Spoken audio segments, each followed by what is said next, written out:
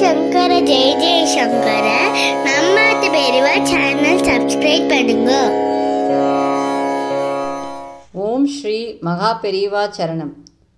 ஸ்ரீ குருபியோ நமகா. எல்லாருக்கும் நமஸ்காரம். நம்ம இன்னைக்கு தஞ்சாவூர் மாவட்டம் திருவையாறிலிருந்து கும்பகோணம் செல்லும் வழியில் சுமார் 5 கிலோமீட்டர் தொலைவில் உள்ள ஈச்சங்குடி கிராமத்தில் இருக்கோம்.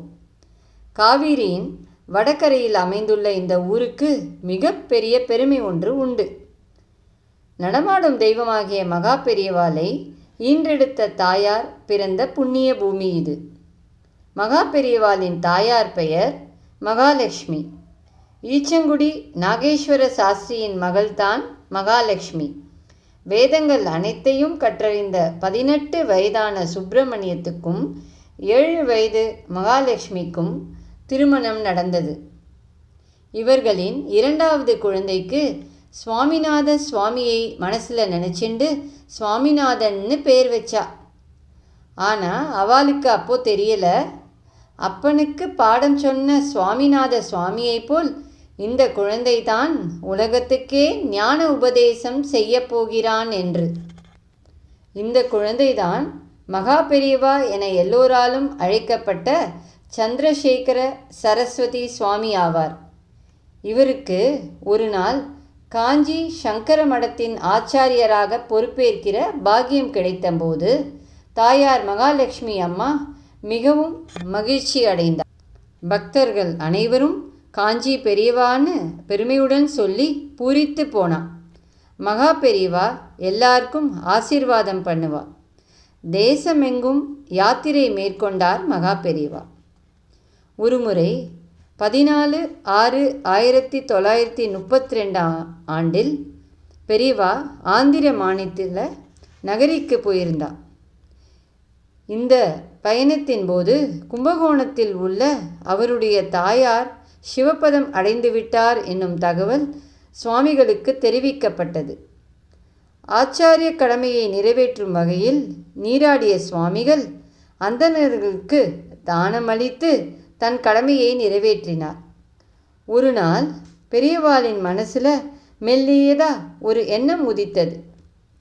ஈச்சங்குடியில் உள்ள தாயார் பிறந்த கிரகத்தை வேத பாடசாலை ஆக்க வேண்டும், அந்த கிரகத்தில் எப்போதும் வேத கோஷம் முழங்கிக் கொண்டே இருக்க வேண்டும் என விரும்பினார் பெரியவா.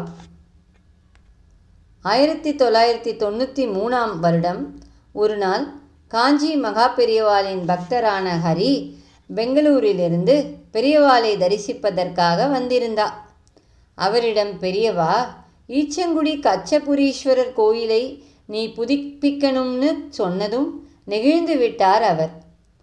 அந்த கோயில் குறித்தும் ஸ்ரீ கச்சபுரீஸ்வரர் குறித்தும் அம்பாள் ஸ்ரீ காருண்யவல்லியின் கருணை பற்றியும் தான் சிறு வயதில் அந்த கோயிலுக்கு சென்றதையும் அங்கே அமர்ந்து வேதங்கள் கற்றதையும் தனது பக்தர் ஹரியிடம் சொன்னா பெரியவா. என்ன நினைத்தாலோ பெரியவா, சட்டென்று நீ ஒரு உபகாரம் பண்ணணும்னு சொன்னான். ஈச்சங்குடியில் உள்ள தாயாரின் கிரகத்தை பற்றியும் அந்த கிரகத்தை வேத பாடசாலை ஆக்க வேண்டும் என்று தன் விருப்பத்தையும் சொல்லி, இது எல்லாருக்கும் உபயோகமாக இருக்கும், உன்னால் முடியுமா ஹரி என்று கேட்டா பெரியவா. உடனே ஹரி, இது என் பாக்கியம் என்று சொல்லி ஆனந்தத்தில் அழுதுவிட்டார்.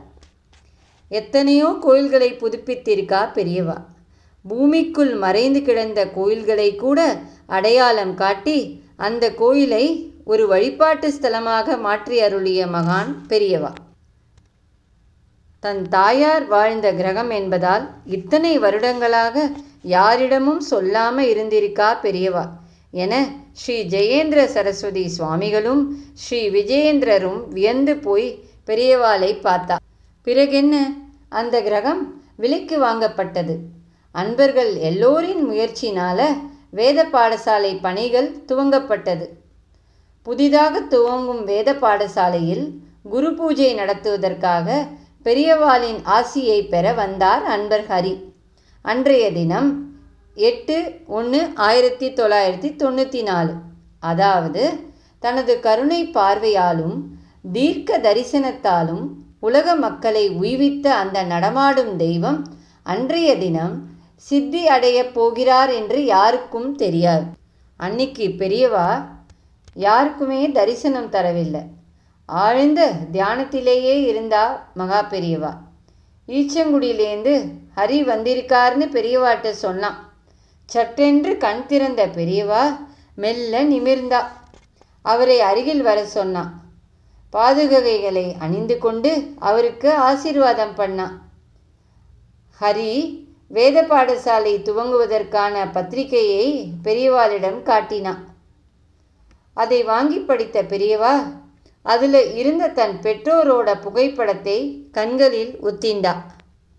மகா பெரியவா தன்னோட பாதுகைகளை அன்பரிடம் கொடுத்தா.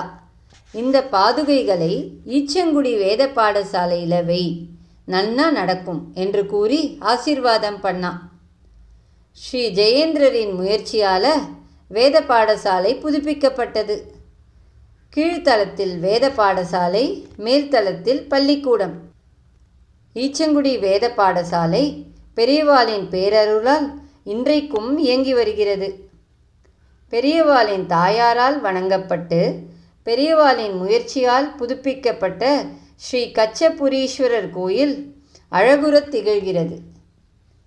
இவரை வணங்கினால் நிலம் மாற்றம், வாஸ்து பிரச்சனைகள் யாவும் நீங்கி வீடு மனையுடன் குறையின்றி வாழ்வர் என்பதும் ஐதீகம். கண்டிப்பாக எல்லாரும் அருகில் உள்ள வேத பாடசாலைக்கு சென்று அங்கே இருக்கிற பெரியவாளோட பாதுகைகளை நமஸ்கரித்தால் ஞானகுருவின் பேரருள் கிடைக்கும் என்பது உறுதி.